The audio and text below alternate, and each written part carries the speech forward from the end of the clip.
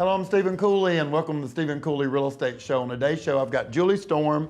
Welcome back on the show. I think we're pushing our 18th year on doing the show. Hard to believe, isn't it? I know we've been getting out real estate tips, real estate advice, and been keeping people updated on the market since 2001. Absolutely. There's been a lot of trends, a lot of things going on. And Stephen, I know you study the market and kind of see what's out there, what's changing and all that. So everybody's always interested in change in the real estate market and how it affects everything. So I know that there's a lot of technological changes of how people are looking for homes. So let's talk about that. I just had the opportunity yesterday, Julie, to fly out to DC and visit with one of the top agents in the world in DC and spend the day in their market, because a lot of things hit these big cities and then they kind of hit hit the South at a little bit slower rate. So it's just interesting to see what's going on out there.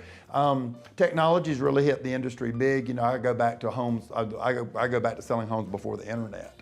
And so then the internet came around, and then we put all homes on the internet, and then it really went up to a level of seeing 20, 25 pictures of homes. You can Google Earth homes, you can streetscape homes, and so you really get a lot of information on the internet. And what that has done is it's reduced the number of homes a buyer looks at physically. Right. But they shop even more homes.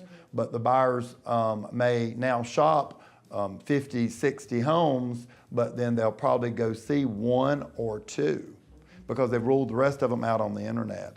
And in this hot market where there's less homes and more buyers, there's really not a ton of homes to see. And if you really get out there and you look and you say, well, next week I'm gonna go back and see those homes again, those homes will be gone.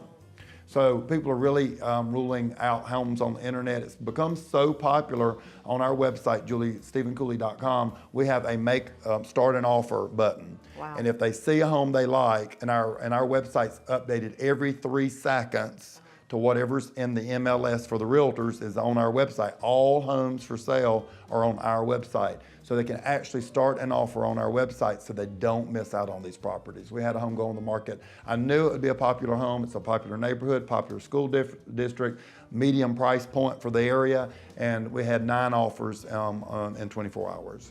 So we've set up something on our website so they can start an offer through technology even before they see the home. That's interesting. Yeah, I know. Yeah. Way different than when I Way different, me too. The last time I personally bought one.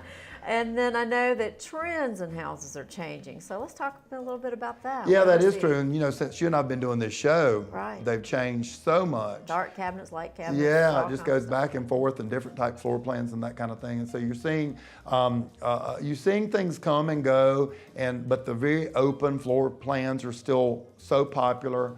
My mom would say, I do not want my kitchen sitting in my living room. How you gonna chop a chicken in your living room? Yeah. But people today don't cook to that level, and they really want the less walls inside of the house, the better, and even the less walls, just all windows looking outside. And in these, but then our lots are getting, the land, our home zone's getting so tight, all these windows reduce privacy, because you don't want a window. If you've got a window here and your neighbor's got a window here and there's 5 feet between the homes and their bathroom windows or bedroom windows.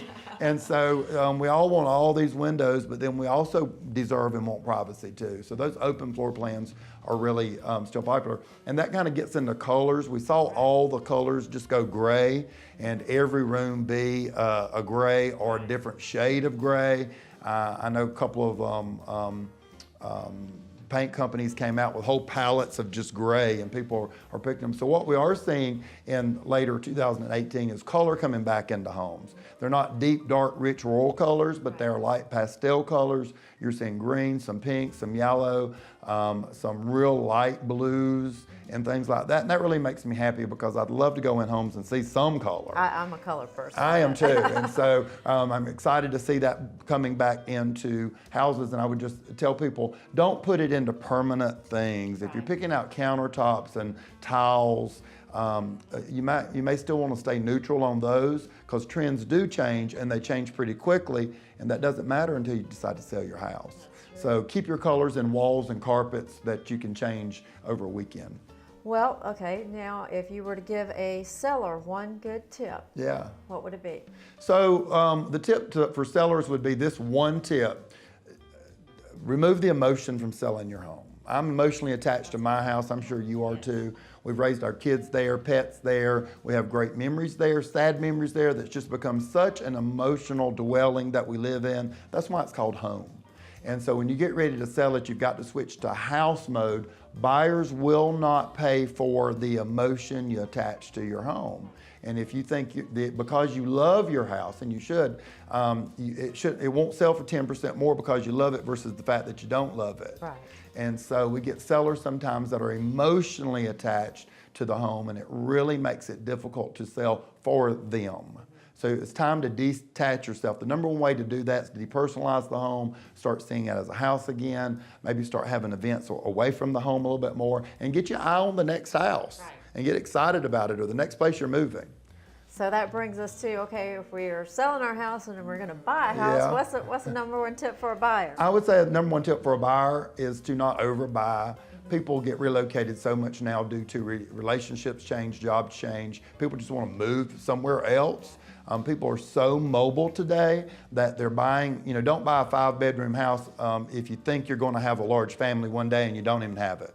Because you're probably not going to be there that long to really benefit from it. Then you're just paying for rooms you don't need. Gotcha. In my neighborhood, I'm amazed at how many times a house comes on the market. Yeah. And does that. Some of those people are moving and staying in your neighborhood. They are. They're just moving around to different houses Right. and different streets and that kind of stuff. And the interest rates are going up, so that is affecting home values.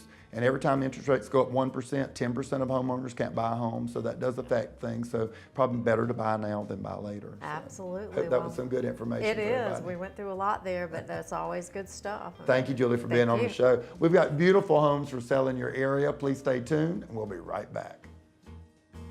I hope you've enjoyed watching the Stephen Cooley Real Estate Show. If you're interested in advertising your business on the program, please give us a call at 803-326-2777.